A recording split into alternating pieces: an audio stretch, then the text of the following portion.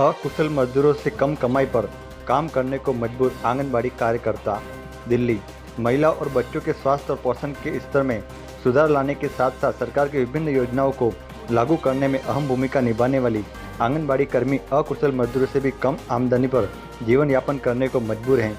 ऐसी स्थिति दिल्ली की आंगनबाड़ी कर्मियों ने अपने मानदेय वृद्धि के लिए हड़ताल शुरू की, लेकिन इन आंगनबाड़ी कर्मियों को सरकारी कर्मचारी नहीं मानने वाली हरियाणा और दिल्ली सरकारों ने इन पर HESMA Haryana essential services maintenance act और ESMA essential services maintenance act लगाकर कईयों को नौकरी से निकाल दिया। पहले से ही बेहद कम मानदेय पर गुजारा करने को मजबूर आंगनबाड़ी कर्मियों को अब भारी परेशानी झेलनी पड़ रही है। परिवार का खर्च चलाने और बच्चों का पालन पोषण करने के लिए उन्हें पैसे उधार लेने पड़ रहे हैं। एकता विहार प्रोजेक्ट के तहत कार्यरत आंगनबाड़ी सहायिका मीनू कहती हैं, मेरा मानदेय 4,839 रुपये मासिक है। दिल्ली में इन पैसों में किसी परिवार का गुजारा कैसे हो सकता है। लॉकडाउन में मेरे पति की नौकरी भी छूट गई थी, वह ड्राइवर हैं। 4 महीने से मानदेय नहीं मिला था, ऊपर से सरकार ने मुझे बर्खास्त कर दिया। हम बेहद परेशानी में गुजारा कर रहे हैं। यह हाल देश की राजधानी दिल्ली का है।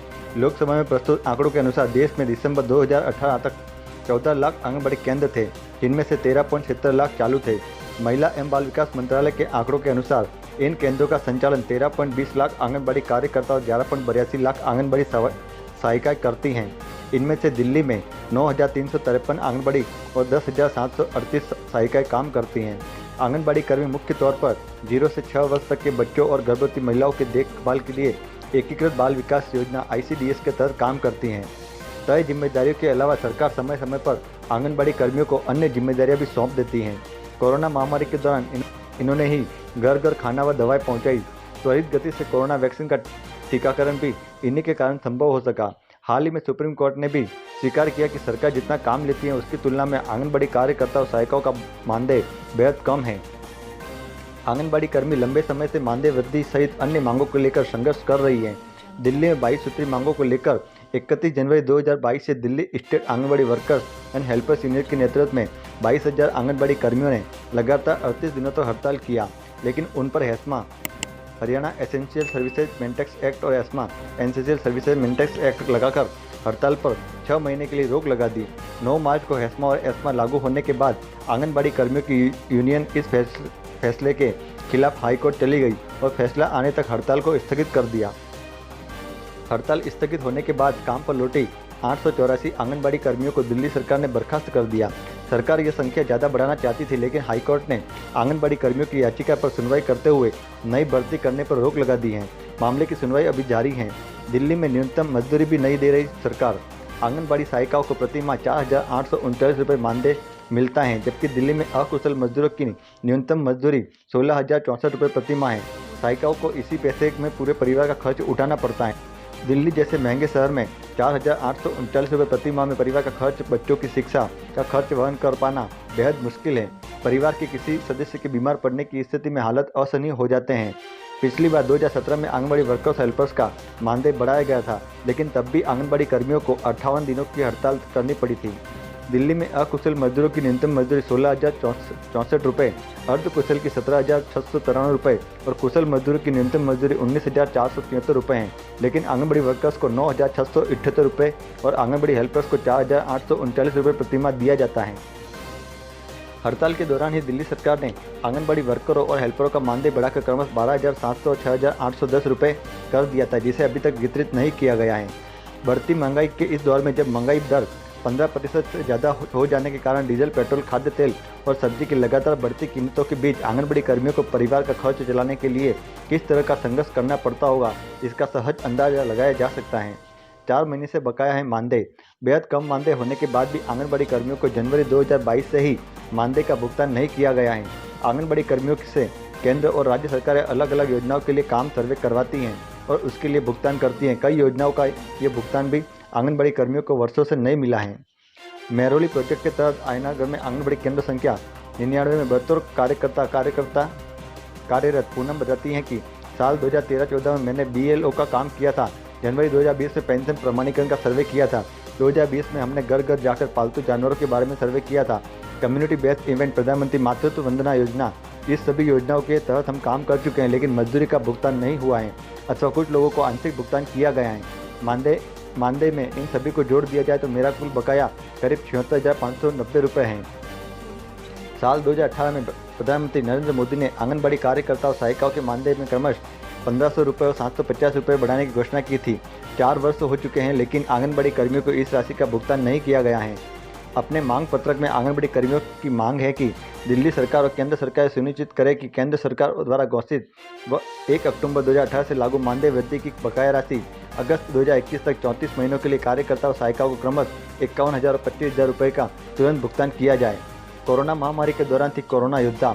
कोरोना महामारी की पहली, दूसरी और तीसरी लहर में आंगनबाड़ी कर्मियों ने घर घर जाकर लोगों की जरूरी सेवाएं मुहैया करवाई। जब लोग अपने परिजनों को छूने में भी संकोच करते थे, आंगनबाड़ी कर्मियों ने खुद को खतरे में डालकर लोगों की मदद की। सरकार ने इन्हें कोरोना योद्धा कहकर सम्मान दिया। जैसे ही मुश्किल दौर बीत गया, राज्य और केंद्र सरकार ने इनसे मुंह फेर लिया। आंगनबाड़ी कर्मियों ने सरकार को 12 सूत्री मांग पत्रक सौंपा है।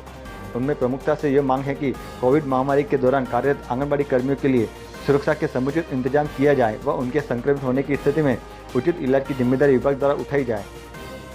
सकरपुर प्रोजेक्ट के तहत आंगनबाड़ी केंद्र 54 में कार्यरत सहायिका अनिता विधवा हैं और 2 बच्चों सहित अपनी मां के साथ रहती हैं।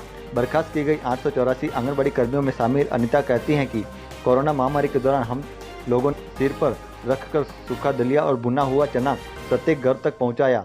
लोग घंटों तक दरवाजे भी नहीं खुलते थे। सरकार ने हमें मास्क और सैनिटाइजर भी उपलब्ध नहीं करवाया। हमें खुद ही ये खरीदने पड़े। हमारी कुछ साथी संक्रमित भी हो गई थी, जिन्हें स्वयं ही इलाज के सभी इंतजाम करने पड़े। बेहतर वेतन और पेंशन की सुविधा भी मिलनी चाहिए। लखनऊ विश्वविद्यालय की पूर्व कुलपति और महिलाओं के अधिकारों के मुद्दे पर मुखर प्रोफेसर रूपरेखा वर्मा कहती हैं कि आंगनबाड़ी केंद्रों से जुड़े कार्यों के अलावा सरकार विभिन्न योजनाओं को लागू करवाने के लिए आंगनबाड़ी कर्मियों से काम करवाती है।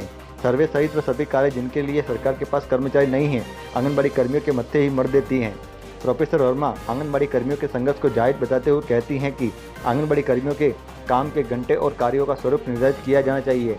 उन्हें सरकारी कर्मचारी का दर्जा तो मिलना ही चाहिए, साथ ही रिटायरमेंट के बाद पेंशन की सुविधा भी सरकार को सुनिश्चित करनी चाहिए। सुप्रीम कोर्ट ने हाल ही में एक मामले की सुनवाई करते हुए आंगनबाड़ी कर्मियों की भूमिका को स्थायी कर्मचारी के तौर पर दी जाने वाली सेवाओं के रूप में चिन्हित किया। कोर्ट ने यह मानने से इनकार कर दिया कि आंगनबाड़ी कर्मी पार्ट टाइम जॉब करती हैं। उन्हें ग्रेच्युटी भुगतान अधिनियम 1972 के तहत ग्रेच्युटी के भुगतान का हकदार बताया है। गुजरात हाईकोर्ट की डिवीजन बेंच की ओर से दिए गए फैसले के खिलाफ दायर अपीलों की सुनवाई करते हुए सुप्रीम कोर्ट ने यह फैसला सुनाया। सड़क पर अधिकार और घर में लड़ रही है आज़ादी के लिए लड़ाई। नौकरी करने के दौरान भी आंगनबाड़ी कर्मियों को घर में खाना बनाने, साफ सफाई करने से लेकर बच्चों का पालन पोषण करना ही पड़ता है। परिवार संभालने की जिम्मेदारी रोजगारशुदा होने के बाद महिलाओं पर पुरुषों की तुलना में कहीं अधिक होता है। आंदोलनात्मक गतिविधियों में भागीदारी के लिए समय निकालना महिलाओं के लिए बेहद मुश्किल होता है, कारण कि परिवार के सदस्य आर्थिक कारणों से नौकरी करने की इजाज़त तो दे देते हैं, पर सड़क पर उतरकर आंदोलन के लिए परिवार में भी संघर्ष करना पड़ता है। प्रोफेसर रूपरेखा वर्मा कहते हैं कि पुरुष प्रधान समाज में रोजगार करने वाली आत्मनिर्भर महिलाओं के प्रति समाज असहज होता है। शोषण और उत्पीड़न के खिलाफ सड़कों पर संघर्ष करने वाली महिलाएं समाज के लिए नीम चढ़ा करेला बन जाती हैं। आंगनबाड़ी कर्मी सुनीता ने अपना प्रोजेक्ट और आंगनबाड़ी केंद्र बताने से इनकार कर दिया। उन्होंने कहा, सरकार हमारे खिलाफ कार्रवाई कर रही है, फिलहाल बर्खास्त हूँ, अपने खिलाफ कोई और कार्रवाई नहीं चाहती। वह आगे कहती हैं, कई बार मैं घर पर बताती भी नहीं हूँ कि आंदोलन में भागीदारी करने जा रही हूँ। हमारे तर्कों से भले ही कोई असहमत हो, लेकिन अपने अधिकार की लड़ाई तो हमें लड़नी ही होगी। आंगनबाड़ी कर्मियों में बड़ी संख्या में तलाकशुदा या परिवार का पूरा खर्च उठाने वाली महिला हैं। इन पर बच्चों के पालन पोषण की जिम्मेदारी भी होती है। चांदनी उनमें से एक है। वह अपने पति से अलग रहती हैं और 2 बच्चों की मां हैं।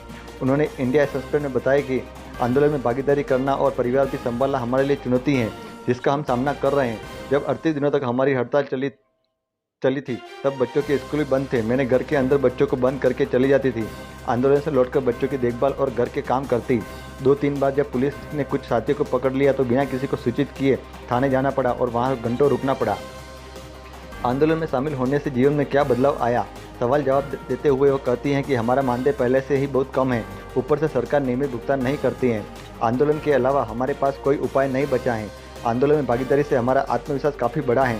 अब डर नहीं लगता, चाहे सामने पुलिस वाले हो या कोई अधिकारी। राजनीतिक पार्टियों और उनके नेताओं के बारे में फिल्मों कहानियों में जो देखा, लोगों से सुना था, वह भी अब महसूस कर रही हूँ। संपूर्ण भारतवर्ष से आंगनबाड़ी की खबरों को पाने के लिए हमारे चैनल को सब्सक्राइब करें और बेल आइकन दबाना न भूलें। अगर आप अपने राज्य की खबर पाना चाहते हैं तो अपने राज्य का नाम कमेंट्स बॉक्स में जरूर लिखें।